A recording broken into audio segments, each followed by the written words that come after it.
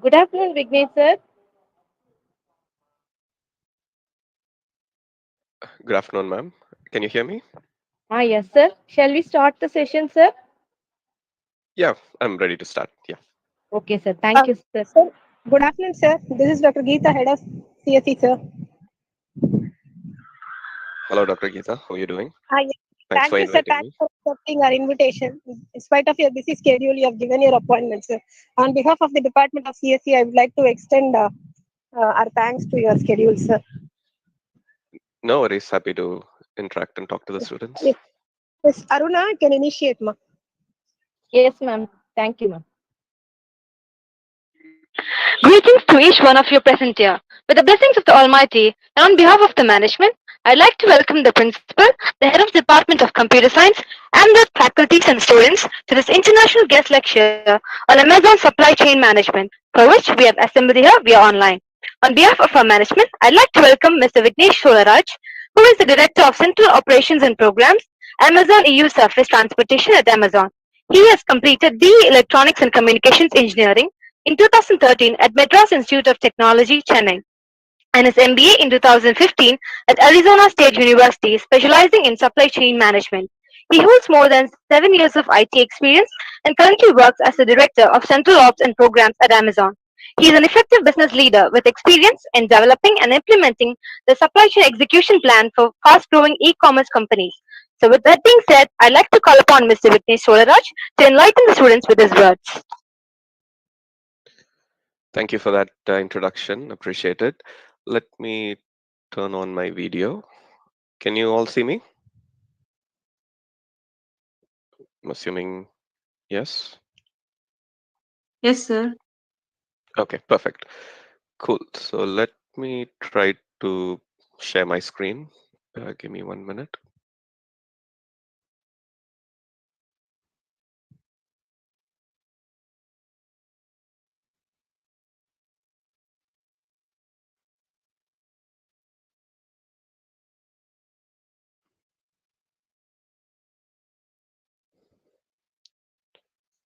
Okay, can you see my screen? Yes, sir. Okay, cool. Give me 1 minute.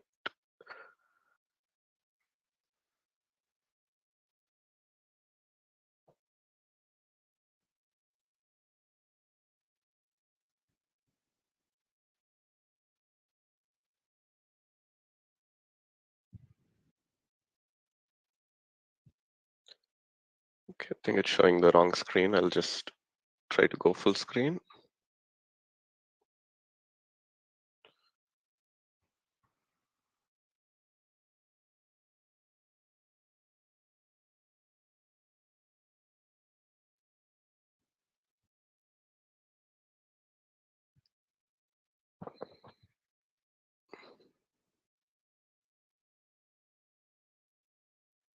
Okay, perfect. Awesome. Good afternoon, everyone. Thanks for inviting me to talk to you today. I know it's a Saturday afternoon, so thanks everyone for taking time and coming here to listen to me. So I'll kick off with just a quick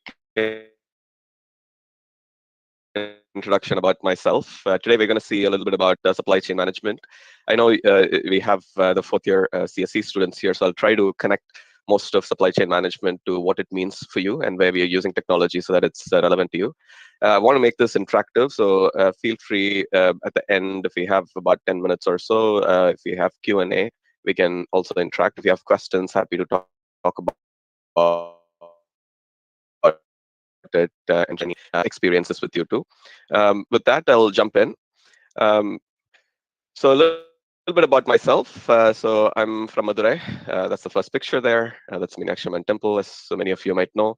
I did all my schooling there, and after that, I moved to Chennai. So I did my undergrad in ECE in Madras Institute of Technology, MIT in Crumpet. And post that, I moved to the US to pursue my MBA. So I went to Arizona State University and did my MBA in supply chain. And after that, I moved to Seattle. This was a Space Needle in Seattle, and I started working for Amazon there. And in 2019, end of 2019, got an opportunity to move to London, again with Amazon, to work in the European operations. So moved there, and I'm currently residing in London. So that's a little bit about me. In between this, I ran a couple of startups when I was doing my undergrad, focused more on electronics and robotics. So that's a little bit about my journey there. And also, before I start, wanted to tell you a little bit about what I'm passionate about. Again, I'm just like one of you. Love to do a lot of different things. Love dancing. That's me trying to do a handstand there a couple of years ago in a performance. Love playing cricket. You could see behind me that I'm a huge fan of CSK, and I also support Ferrari. So that's a little bit about my passion with sports. Traveling, so we try to travel quite a bit in the last 12 months. I think we got the opportunity to go to about 20 countries, so that was quite fulfilling. Love adventure, so this is me kayaking in a lake in Switzerland. This is paragliding and so on. So that's a little bit about what I'm passionate about. Now, jumping into what Amazon, my Amazon journey was. So I started in Amazon logistics. In a nutshell, this is your last mile delivery. So you will get people coming to your doorsteps and delivering packages. Right?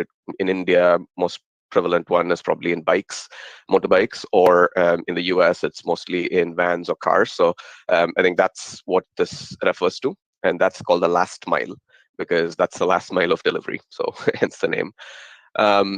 So I started working here, and I was in planning. So what we mean by planning is I need to forecast the number of drivers, the number of vans that we need to deliver packages. And it's a very complicated process because there are more than 200 different sites that are spread all across at that time in the US. Right now, it's more than 500 sites. And for each of these sites, you need to know how many packages are you going to get, right? Because that depends on how many orders customers place, and you need to predict it ahead of time. Once you know the number of packages, then you need to convert that and say, okay, how big are these packages going to be, right? The average size of a package. You need to know this because you need to then forecast how many packages can you fit in a van,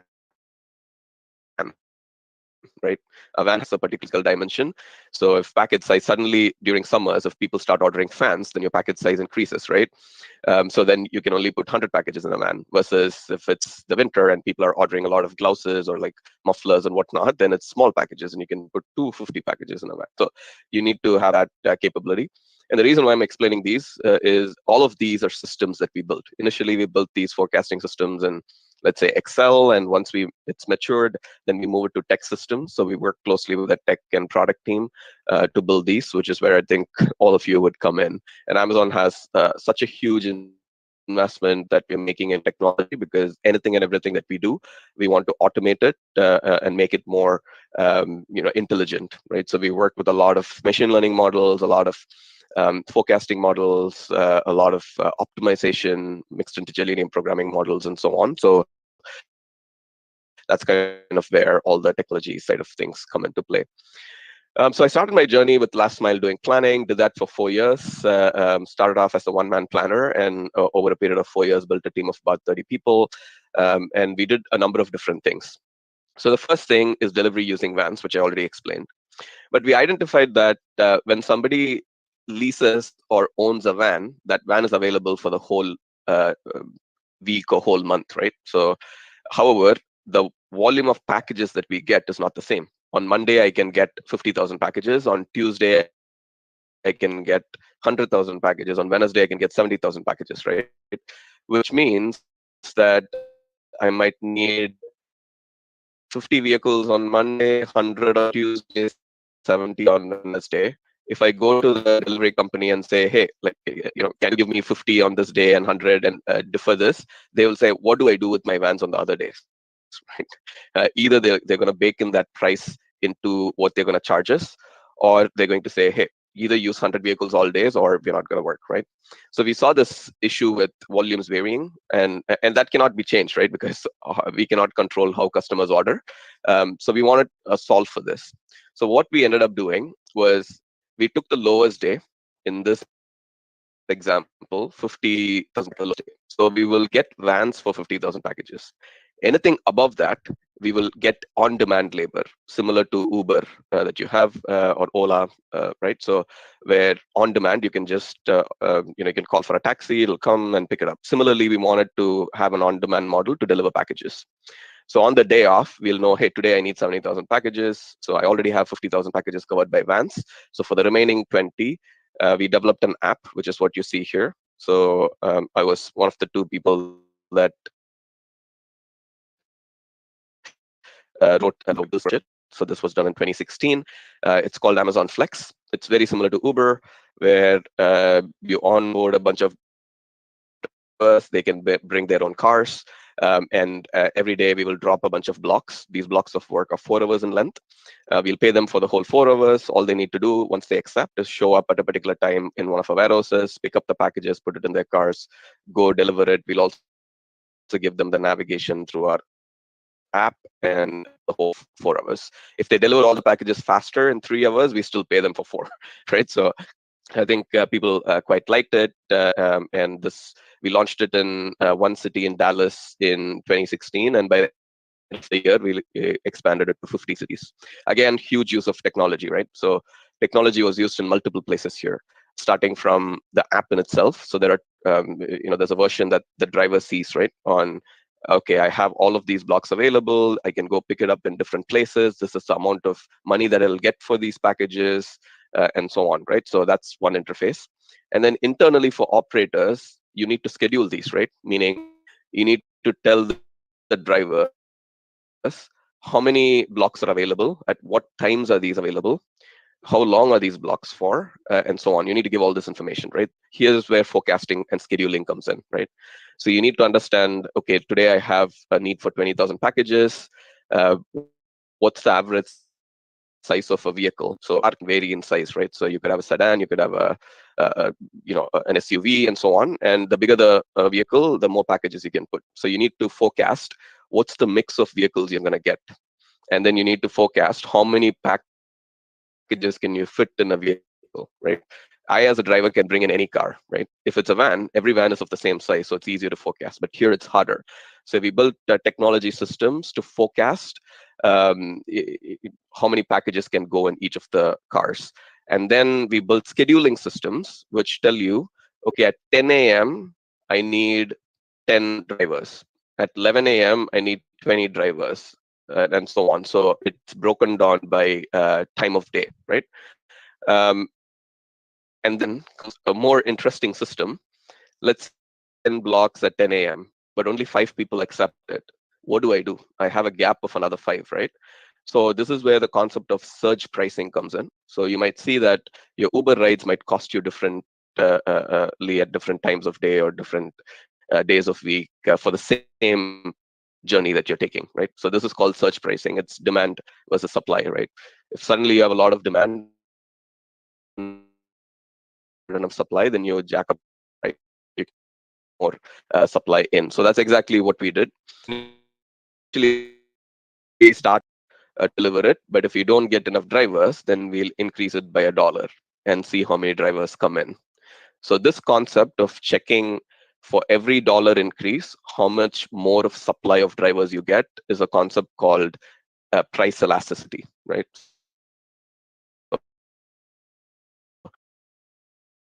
And then we built 2 models, again, working with technology teams, right? So the first model is a forecasting model. At 10 a.m., I need 10 people. So that's the need, right? So that's a problem statement. So at every 5 minutes, it's going to check how many of those 10 blocks. So at 8 a.m., it's going to check, okay, I have only 5 people. Okay, my forecast tells me that if I wait for 30 more minutes, I'll get 5 more people. So it'll wait till 8:30. It'll check, okay, I still only have 5 people. My forecast was wrong. Okay, then it increases the rate by $1, right? So it increases it to $19. And it'll wait for another 30 minutes and see whether we get more people. Okay, it's come to 9 a.m. now, and it's seeing that, okay, from 5 people, I've increased it to 7 people. So I still have a gap of 3. So it'll again increase the rate. You get the point, right? So it's a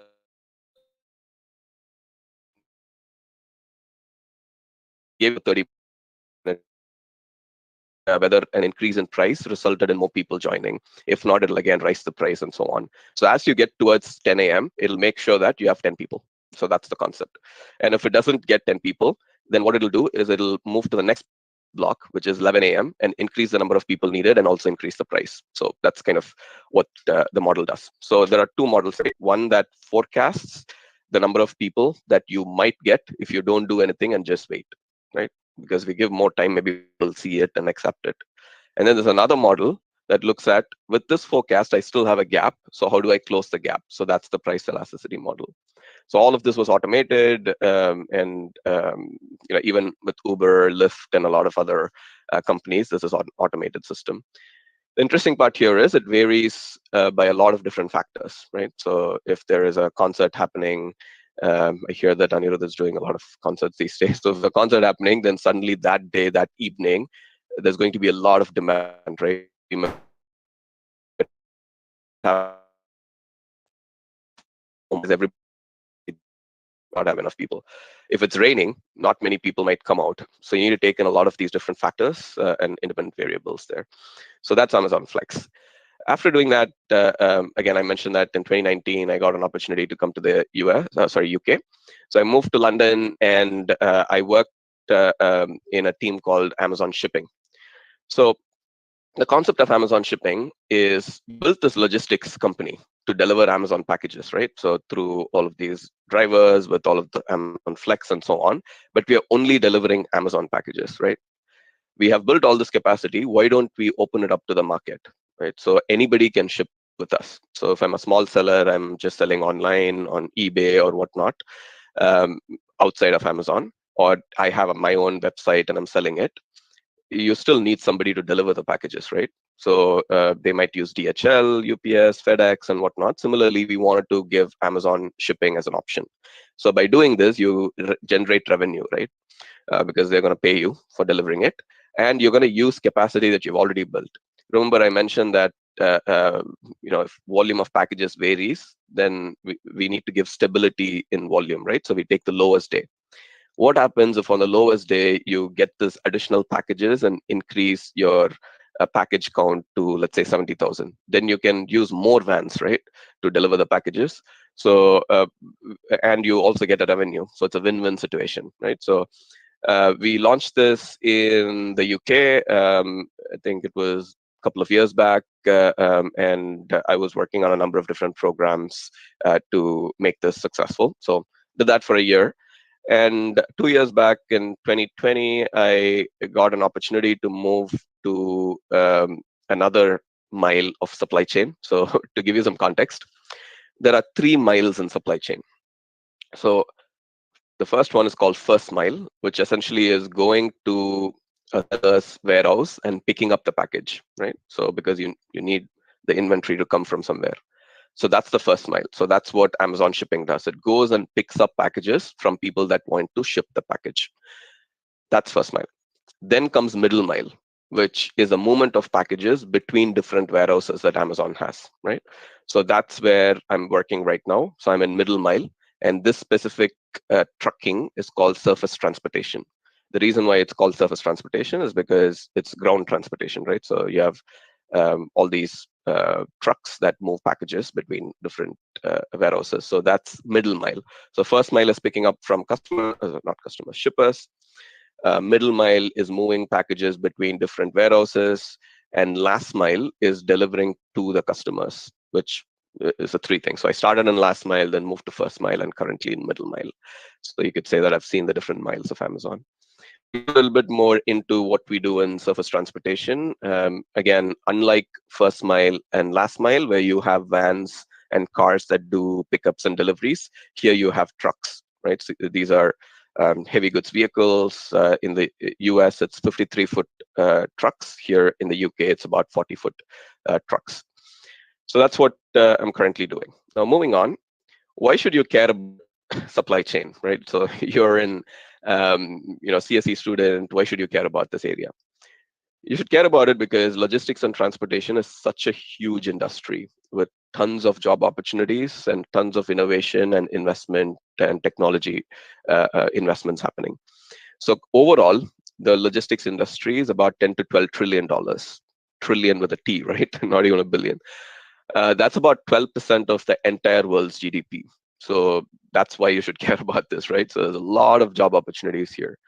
India's GDP is about 3.5 trillion. So you could see that how the global logistics industry is about 3 to 4 times the size of India's GDP.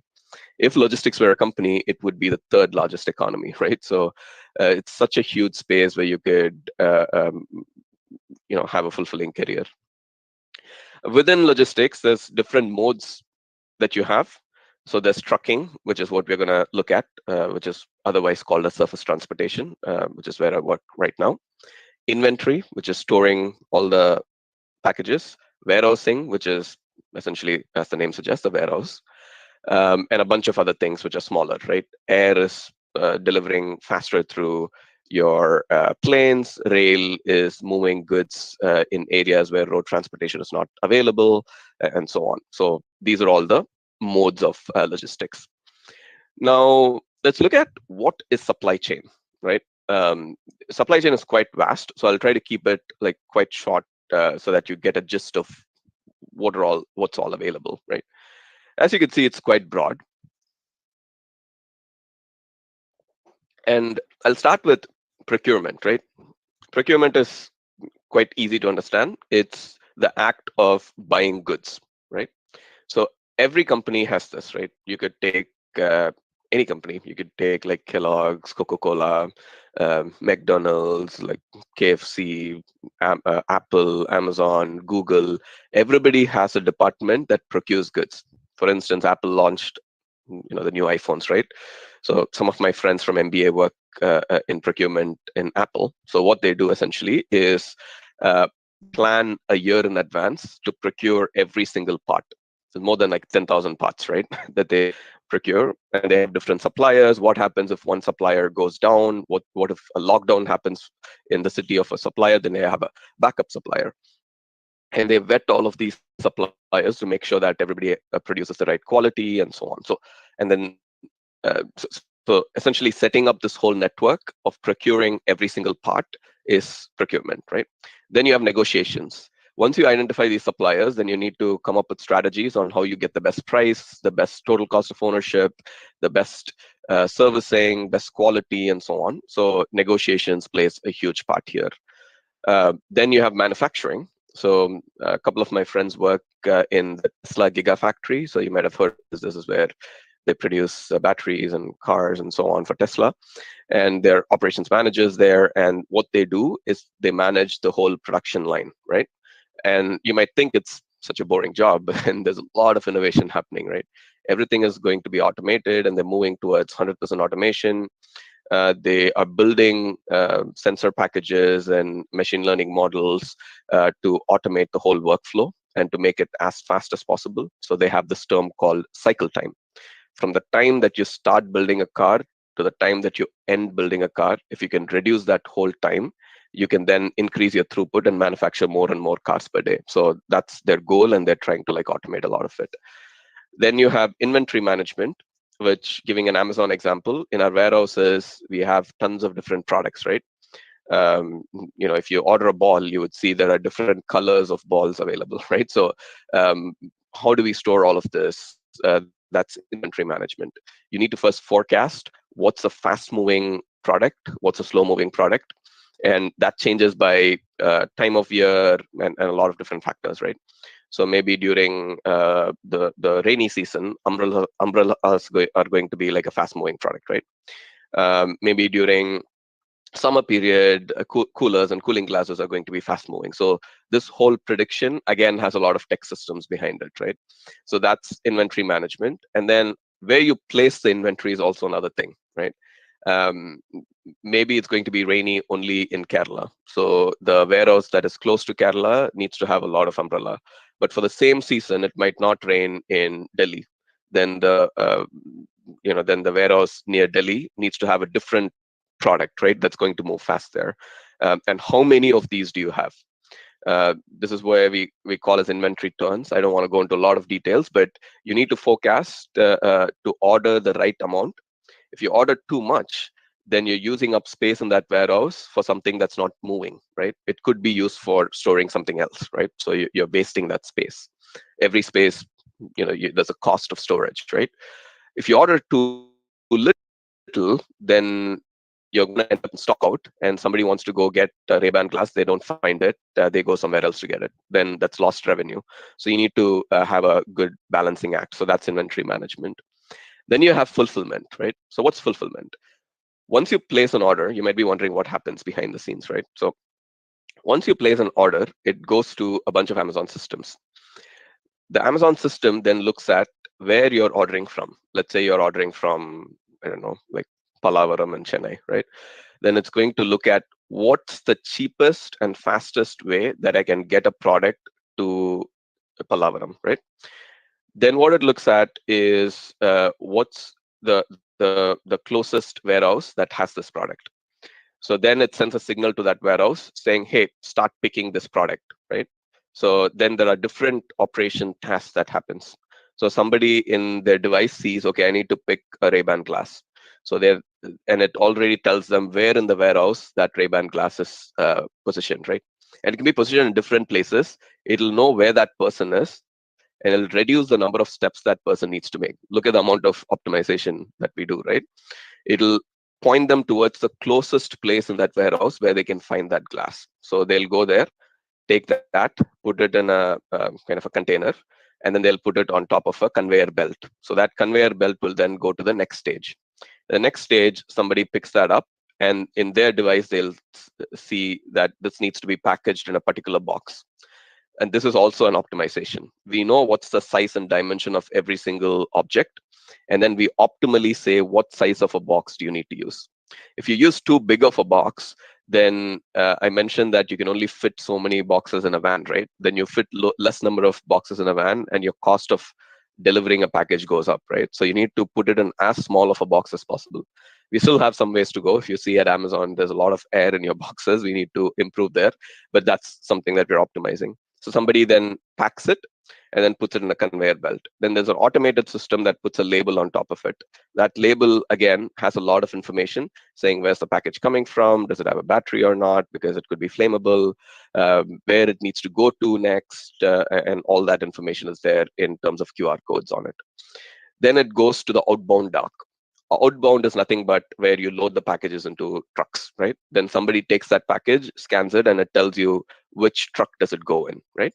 So then sometimes you scan it, or otherwise there are automated scanners that just push the boxes towards different trucks, depending upon depending upon the warehouse that you go to. Some are super automated. Then it goes into a truck, and then the truck goes to the next warehouse, and then from there you get your delivery. So this whole part of how it works is called fulfillment. Then you have field operations, which essentially is people that work in the field, so in the warehouses. So we call them as field operators. So like the people that pick up the package, put it in a box, put it in a truck. All of these are called field operations. And there are leadership roles where people manage about 500 to 1,000 people in a particular warehouse and so on. So those are field operations.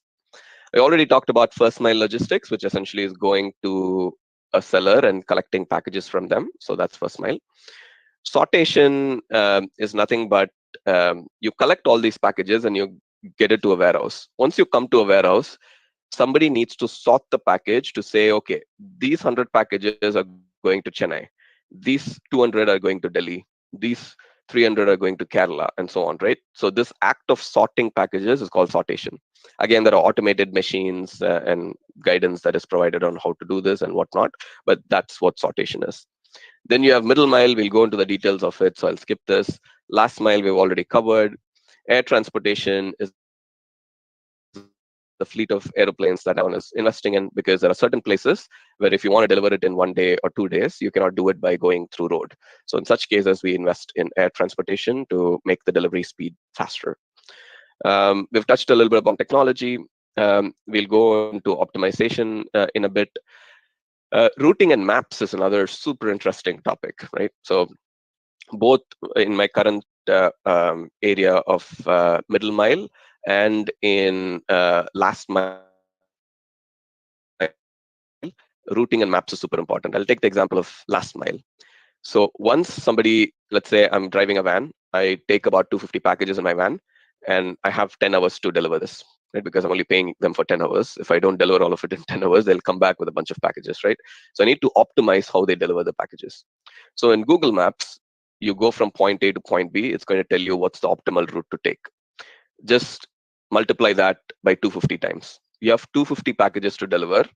You need to optimally connect all of these package delivery into the shortest time it to take to deliver the packages. So that's called routing, right? So that's a very complicated topic, and I used to work on it in last mile. And this essentially makes or breaks your financials. If you don't do good routing, then you end up spending more because you need more drivers to deliver the packages, or more packages come back, so customers are happy and angry, and so on. So that's routing. Then you have business intelligence, which is building dashboards and giving metrics. Pricing, we talked about search pricing, so that's what it is. I'll explain topology in some future slides, and so on. Demand forecasting, again, we covered it. I talked to you about how important this is because we need to know how many packages are coming. Process engineering is tied to manufacturing. In manufacturing, the process engineering team comes in and says, how should the manufacturing line be built? What's the first thing that needs to be done? Where are bottlenecks? What type of equipment is needed? How does the flow of the manufacturing work? And so on. So that's engineering. There are different techniques they use, something called value stream mapping and things like that. Again, we talked about drivers. Sort associates are the folks that actually do sortation. So forward. We also touched a little bit about capacity planning, which is knowing how many drivers and vehicles and everything that you need. So that's giving you just about 20% of what's covered in supply chain. As you could see, all of these requires technology, right? And building different tech systems. So CSC can be applied everywhere here. Now let's move on to show you some examples, right? So that you get some feel of, okay, what are we talking about? Give me some tangible examples, right? So let's look at it. So Amazon has the safety first culture. Before anything, before cost, before quality, before speed and everything, safety comes first for us. So we work on a lot of innovations on this, some very simple, some systems that we build custom for us and so on. So if you see this one, this is a truck. And what we see in our warehouses and yards is we see a lot of accidents when people reverse the truck, right? Because trucks are super long. They might not have the right visibility. And there might be somebody walking behind and they might knock them over and so on. So or they might come and hit a pole or a building and things like that. We are moving thousands of loads, right? In a particular week, we move about 50,000 truck movements. And in a year, we move like millions of loads. So this becomes super important. So recently, we built a very simple sensor that we call it as reversing sensor. And it's available in all cars and whatnot. So it automatically applies the brake if it hits somebody. So that's what it does. Then we have something called rollaway prevention. So not every space is flat, right? Some areas might have an incline. So sometimes what happens, the driver forgets to put the handbrake and the vehicle starts rolling. So this sensor captures that and applies brakes automatically. So it prevents rollaway. This one is an interesting one. So we have trucks that are of different sizes. We have some tall ones called double deck trailers. And sometimes people hit bridges that are low, right? So we're building technology through our commercial navigation, which is similar to Google Maps, where we tell them, hey, in this route, you're going to have a low bridge. So take another route, right? So normally in Google Maps, you don't care about this because you're driving cars, right? So you're not going to hit a bridge. But for trucks, this becomes important. So we're again building technology to solve this use case. And we're also building more preventative technology. Let's say they ignored our recommendation, are still going in that route. Then we have a sensor that detects that there is a obstruction coming and tells the driver, hey, like you're going to hit it. So these are all some of the innovations that we're doing. Again, all of this also falls into which is why supply chain is such a broad area. Then comes planning cycles, right? So Amazon plans in different horizons. So the first one is a 3-year plan where right now in 2022, we are planning for what's going to happen in the next 3 years, 2023, 24, and 25. We do this because we need to have a strategic plan where we can make investments, right? For example, if the packages that we're going to get from customers is going to grow, let's say it's going to double in the next 3 years, then you cannot do it with your current assets, right? You need to build more warehouses. You need to procure more vans and get more drivers, get more trucks, and so on. So that requires a lot of time. These are long lead time processes. So in this case, you need to know it ahead of time. So we do a strategic plan. Then you have something called as the operational plan, which essentially, I think somebody is not on mute. If everyone can go on mute, that'd be great. Thank you.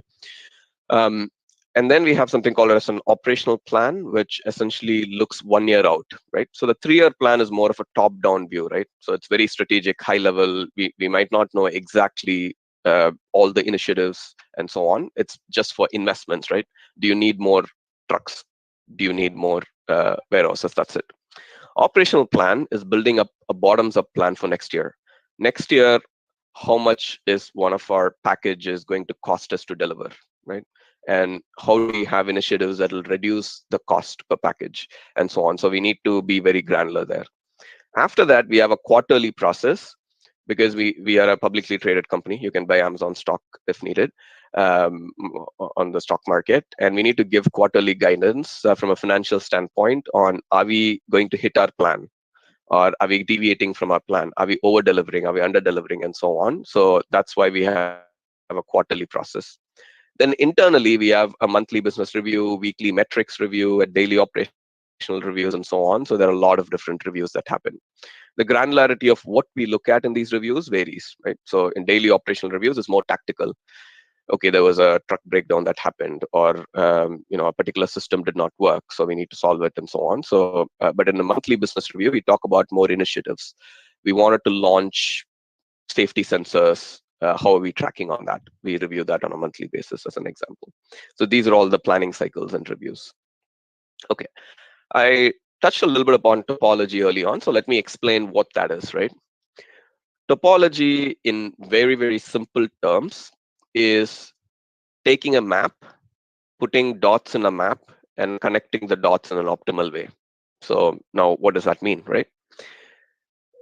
When we do a 3-year plan, we need to decide, where do you build warehouses, right?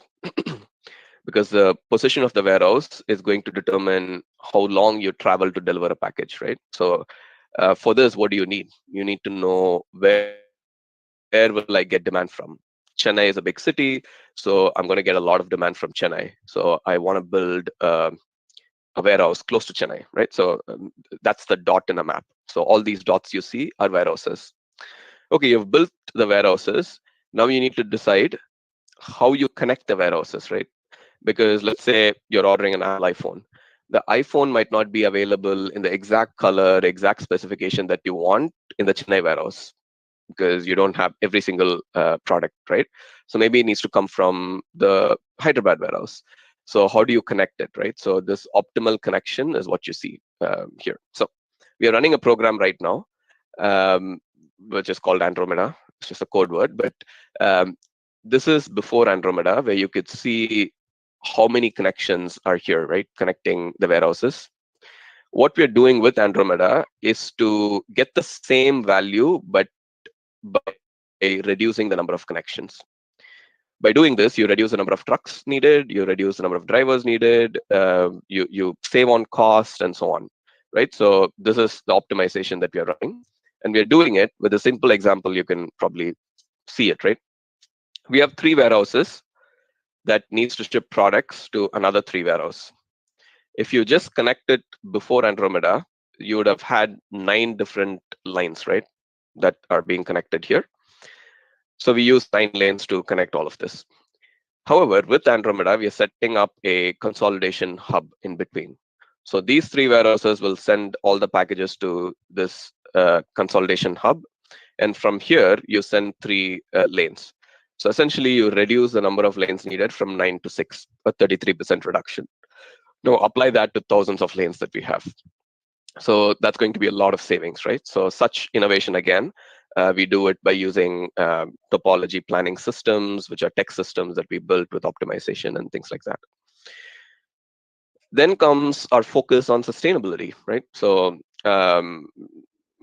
one of parts of my team focus on so fleet contains two things. One is these blue boxes that you see. These are called trailers. So we have more than 10,000 trailers in EU, in Europe. And then these are called tractors. So tractors are the ones that pull the trailers, right? So what we're trying to do is we have a lot of diesel tractors right now, and we're trying to move away from diesel tractors to both CNG, which is compressed natural gas, which is cleaner from a fuel standpoint, and to electric, which is the North Star. Electric cars are already available, but then electric vehicles to pull heavy goods is just coming up. So Amazon is investing a lot and seeing how we set up a network of chargers for us. Again, that is something my team is working on, where we are setting up different high energy chargers, which will charge these vehicles in less than 2 hours so that we can make use of them and whatnot. So we are investing a lot on innovating in this space and focusing on sustainability to reduce the carbon emission. You might have heard that Amazon has made a public commitment that by 2030, we will be 50% carbon neutral, and by 2040, we will be 100%. So that's something that we are striving towards. Next, let's move on to looking at user sensors, right? This is, again, a project that my team is running called Project Fusion. So essentially what does Project Fusion do is it looks at, I told you that during fulfillment, when an order comes in, somebody picks up that Ray-Ban glass and puts it in a container, right? This container is called a tote. So let's see if I can, yeah, this one is the tote, right? This black one. And you can see that a lot of packages in that box, right? So this box is really full. But then if you see this box, you don't have a lot of packages in it, right? So that's an issue. Excuse me.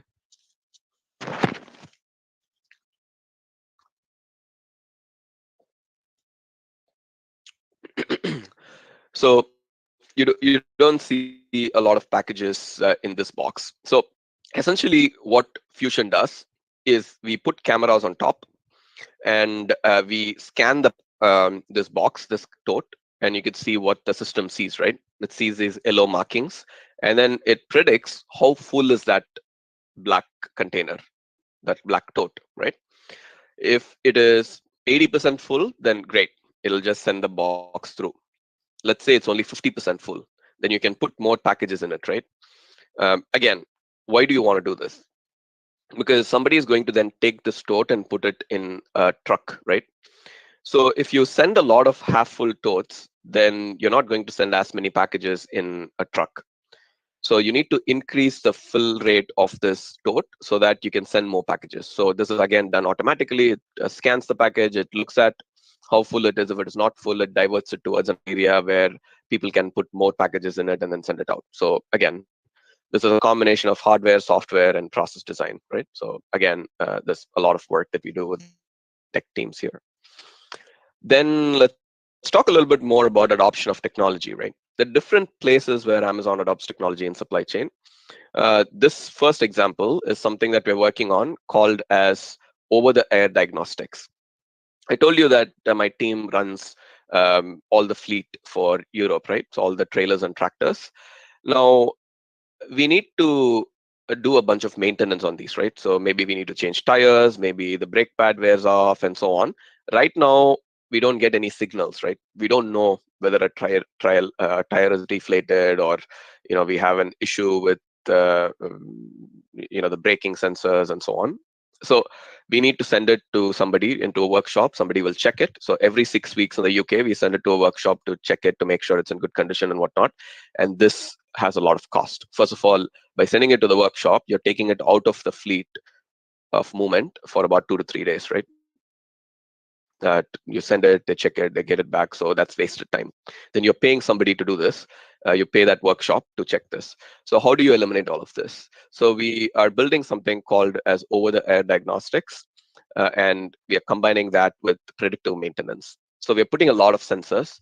We recently have put a sensor called as electronic brake performance monitoring system. So it monitors the brake performance on a real-time basis.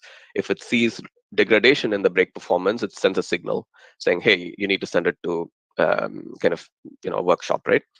And then we have put something called as tire pressure monitoring system. So essentially, this is available on a lot of cars right now too, where it just says, okay, your tire pressure is going down. Either your tire is deflated and has a a hole or a nail in it, or something is off. Maybe your tire is too old, so it sends all these signals, right?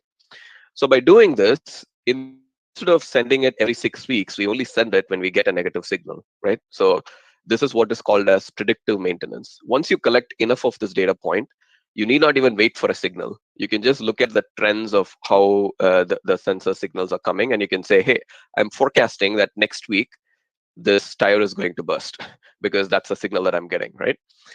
Or I'm going to have another issue with the brake pads because it's wearing off. So I'm just giving you two examples. There are tons of different 10 to 15 sensors that we put in the truck that performance. So again, you have a lot of technology because you need API integrations with your workshop to say what's coming.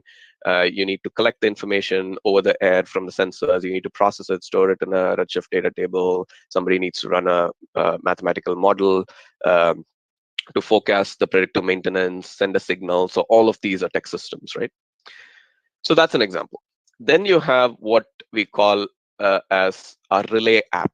So we have an app for truck drivers, right? Similar to Amazon Flex, which is for car drivers. This is for truck drivers.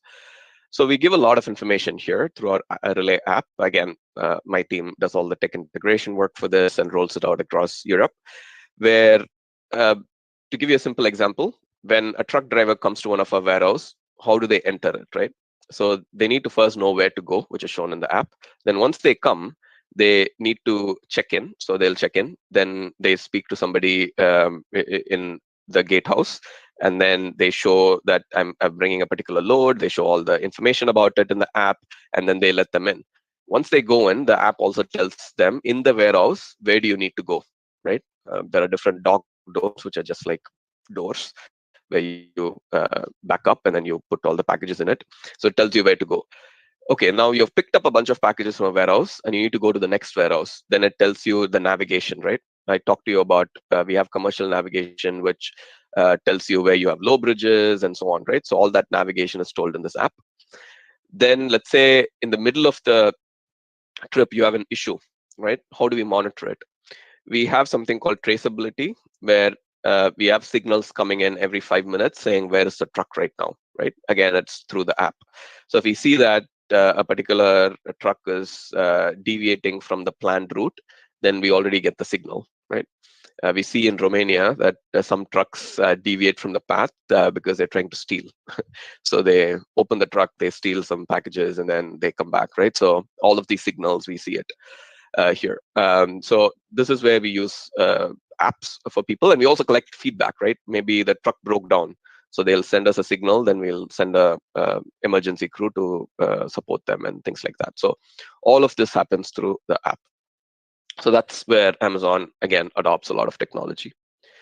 Now, the next one is, where do we leverage analytics? This is, again, a super exciting space. The analytics team for surface transportation is in my organization. And what they do is they do two things. They build the right metrics, they build the right visualization, and also say that they also work on a little bit of predictive analytics here on what could happen. So these are all real data tables and like real dashboards, snapshots that I'm providing here. So, as the name suggests, it's quite an important part. I mentioned that there are different reviews that we do, right? Daily reviews, weekly reviews, and so on, which is where we use all of this metrics. Then comes the concept of design and simulations. So essentially, you might think this is super boring, but I'll explain what it is, right? Do you see like a parking lot here? So you see that there are different parking spaces. You have like an entry to it here and an exit here and so on, right? So essentially, part of my team does design and simulations, and what they do is to design how should this yard look like, right? What's the optimal way to lay it out, and what's the optimal flow of trucks into it? You might ask, why is this important, right? Every minute that we lose in somebody trying to park or somebody trying to get out of a yard and whatnot is time lost, because we're paying for every minute for that driver, right? If we contract that driver for, let's say, 10 hours, we need to make sure that most of that time is used most optimally in carrying packages and not in other tasks like parking and so on. So we look at every minute of cycle time and try to optimally design the yard, and also run simulations to see, okay, if we have 100 trucks that arrive at the same time, how much time would it take for a truck to go out, in and out and all that? So it might seem super mundane and boring, but then it adds a lot of value from a cost standpoint. Then we have key events. So in July, we had Prime Day, which essentially is a day of deals. I think you might have a lot of such events for Diwali, and I think there was one for Independence Day and all that. So here you have a lot of deals, which means that suddenly during those deal days, the number of packages you're going to get is going to balloon up, right? You're going to suddenly get 2x, 3x the number of packages. So how do you absorb that? So you need to do planning ahead of time on what capacity is needed, how many drivers are needed, do you put more in a truck, what type of packages are going to come, and things like that. Interestingly, every year you have something that's a hot seller. This year, the summer in the UK was super hot. Some days it went all the way up to 40 degrees and all that. So a lot of people were buying fans and air conditioning units, right? So during Prime Day, you suddenly saw that the package size was going up tremendously. So our whole plans went out the window. We were planning for the average package size, but people were waiting till the deals came to buy these big items, right? So then we had to redo the plan and get more, delivery capacity and so on. So these are very interesting times for Amazon. All right, so I want to leave some time for Q&A, so try to wrap it up. So evolution of delivery speed is another thing that I'll just leave you with before we conclude. Initially, when Amazon started, it took us like a week to deliver. Then we moved to 3 to 5 day. Then we moved to 2-day delivery. Then we made 2-day delivery free for Prime customers. Then we moved to next day delivery, which again, then in 2 years, we made it free. Then we moved to same day, 4-hour slots, 2-hour slots, 1-hour slots, and so on. And we're trialing and testing 30 minutes and 15 minutes to see whether that makes sense for us and whatnot. So it's going to continue to evolve. You might have seen things like drones that we're trialing. We're trialing micro fulfillment centers, which essentially is, instead of having a big warehouse, can you have very small warehouses, but a lot of them that's embedded in different areas, right?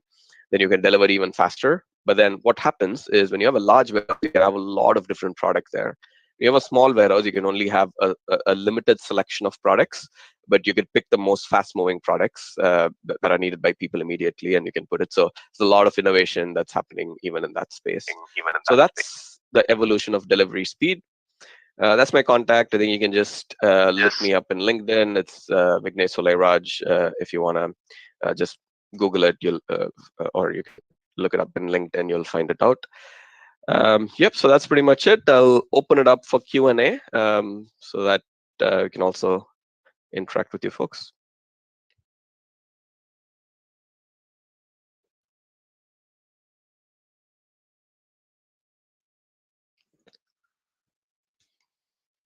Any questions?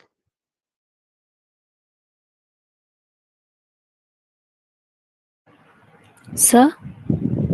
Yeah. How do you calculate the delivery charges, sir? Do you have Good any question. software?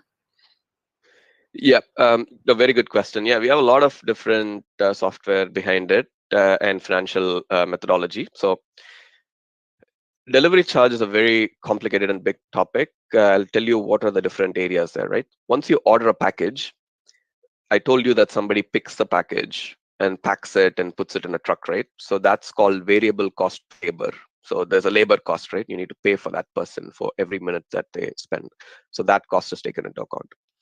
Then you put it in a truck, right? So the truck is moving from point A to point B. So you need to take the cost of that truck, which is why if you put more packages in a truck, then the per package cost goes down, right? Simple example, a truck costs 1,000 pounds. If you put 1,000 packages, each package's transportation cost is 1 pound. If you only put 500, then it's 2 pounds, right? So, which is where my team looks at improving what we call as fill rate. Again, that's the second cost. Then it goes to another warehouse where you have another labor cost because they're sorting the package. Then it goes to last mile where there's a delivery driver that delivers it. There's a cost of it.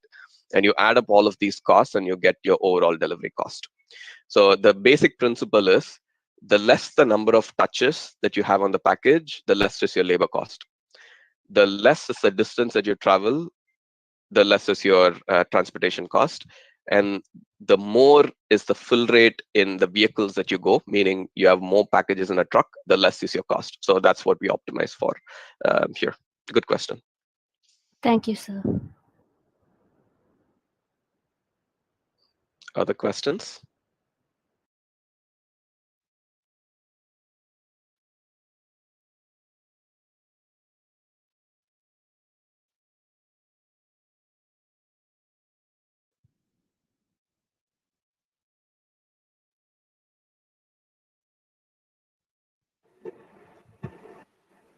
Sir, good afternoon, sir. Yep.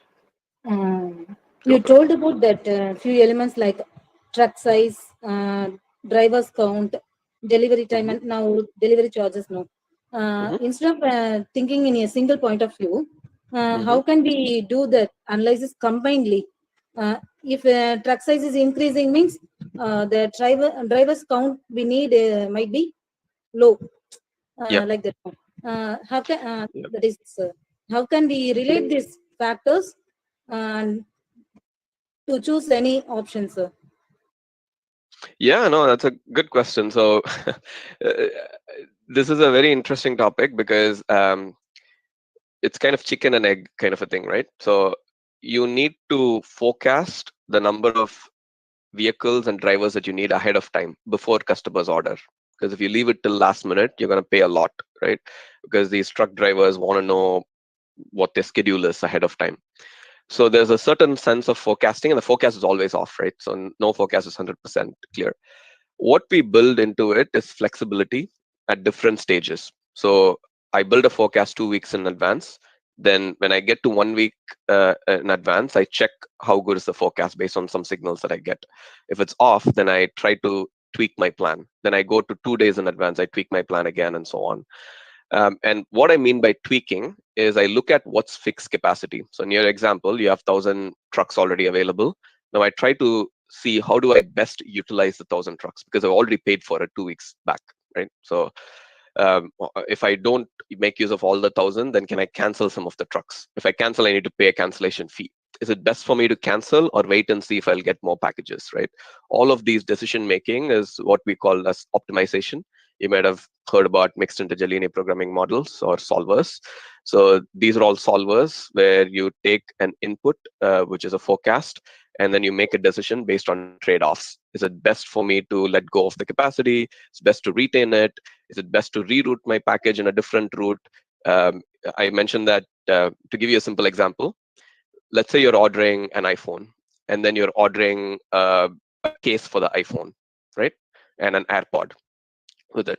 The iPhone might be available in Chennai, but then the case might be available in Delhi, and the AirPods might be in Kerala. If that's the case, you could send 3 packages to the customer, right? Which is a decision that you can take. Or you could say, send the case and the AirPods to Chennai first, and let's put it in a single box and then send it to the customer. This is again an optimization that happens in the real time based on what gives you the lowest cost and the highest speed. So all of these decisions happen, and there's like thousands of decisions in the supply chain from the time that you order to deliver. So yeah.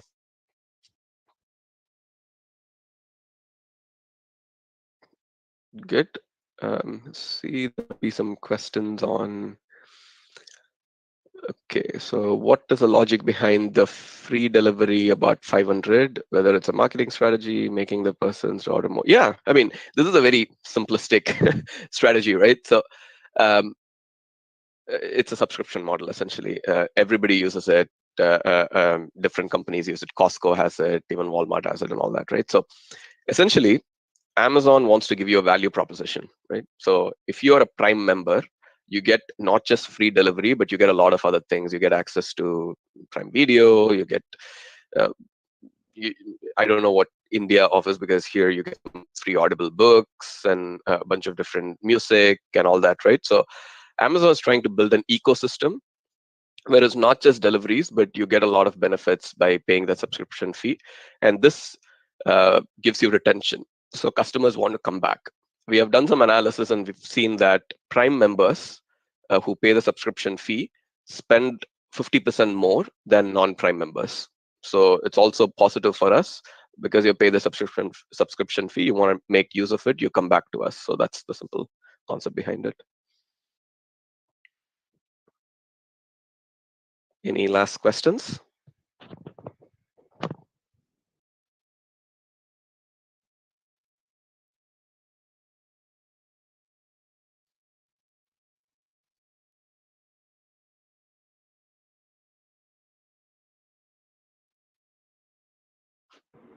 Yes, sir. Good evening, sir.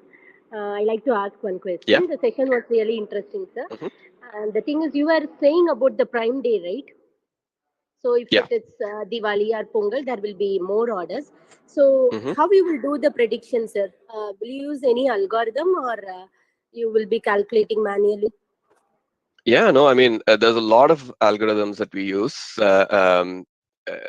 Some take into account macroeconomic factors. To give you an example, for this July, when we did Prime Day in UK, we know that there's inflation happening around the world because of a lot of different things, like the war in Ukraine, and because fuel supply not coming from Russia, and bans and all that, which means your transportation cost goes up because of fuel prices going up, and that means that people are seeing that every day, right? So these are macroeconomic factors. So because of this, people might not be willing to spend a lot on non-essential products. So maybe we're not going to get as many orders, right? So I'm giving you an example of what are all the signals that go in, right? It starts all the way up there, looking at the trends there, spending potential of people. Interest rates are going up, so maybe people will not spend more and things like that. Then it comes down to looking at specific areas, right? So in the UK, what are the trends, right? Like what's hot selling products? What's, for example, even weather plays a part. I mentioned, right? People started ordering a lot of fans. So you look at number of different factors, and it's a proprietary kind of software or algorithm that Amazon has, which takes all of these, both macro, microeconomic, and trends, and so on, and predicts the number of packages and the average size of a package that you can get. That forecast is never right, right? So it's probably going to be about 60 to 70% right, best case scenario, right? Worst case, it can be like 40 to 50% right. So what you need downstream is to build capabilities to absorb variation and forecast at the least cost possible, right? So that's kind of how we do it. But yes, there are huge algorithms, but they're never accurate.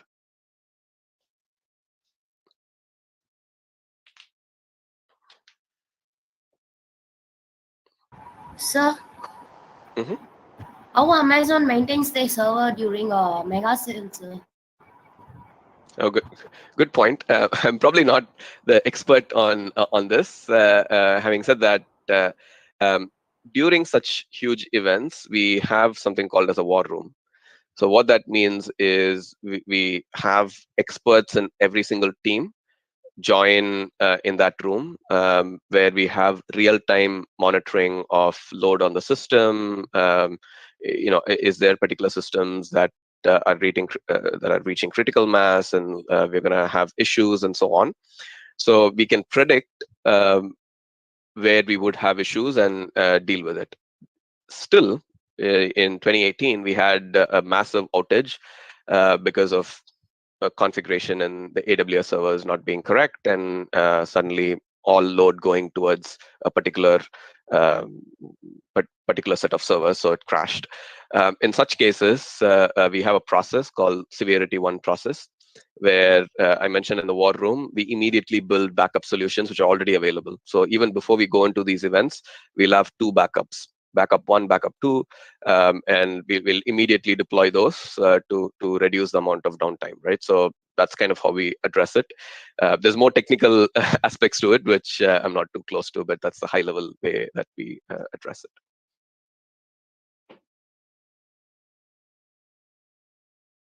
And to give you some context on why this is important, every minute that the Amazon website is down, we lose about $50 million just in the US.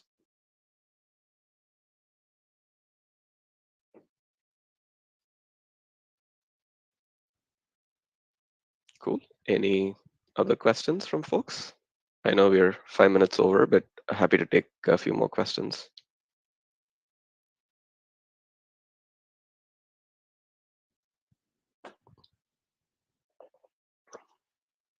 But I'm just happy that you folks are asking questions.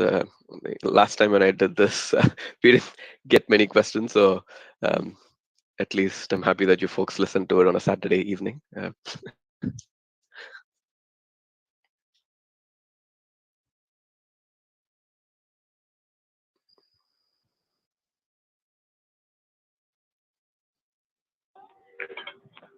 Yes, sir. Thank you, sir. Thank you for the wonderful session, sir. And for clarifying the doubts of our students, sir. So really the session was very excellent, sir. Ms. Aruna?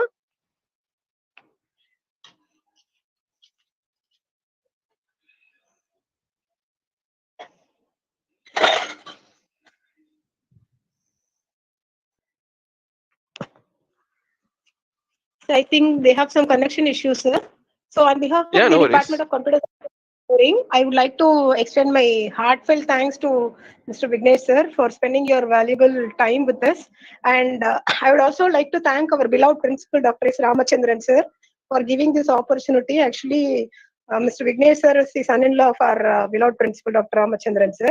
I would like to convey at this juncture our principal as well as Mr. Vignesh, sir. Really, I thanks a lot for inviting me. Thank you, sir. Awesome. All right, then. It was great interacting with all of you. Thanks for all of your questions. Like I said, you're fourth-year students, so you'll be looking at what to do next. Highly recommend go and check out what supply chain offers. Maybe I've given you a little bit of information about it, so feel free to Google and learn more. It's a very exciting space, a lot of opportunities, and it's quite fungible. We are seeing if you work in Amazon in supply chain, you can then move to any other company because it's such sought after skills. And what I'm also seeing in the industry from a trend standpoint is there's a lot of need for research science. So this is optimization, solves mixed interlinear programming models, and so on. So if anybody is planning to do higher studies and whatnot, that's a great field to pursue too. But all the very best for all of you, and enjoy your weekend. And thanks for spending your Saturday evening with me. Take care. Thank you, sir. Cool. On behalf of our college management, I'd like to thank each and everyone for attending the session. I'd like to thank Mr. Vignesh Solaraj for sharing his time and knowledge with us. That was a very great session, sir. And I thank the principal for arranging this session. Thank you very much, sir. That's the end of the session. Thank you.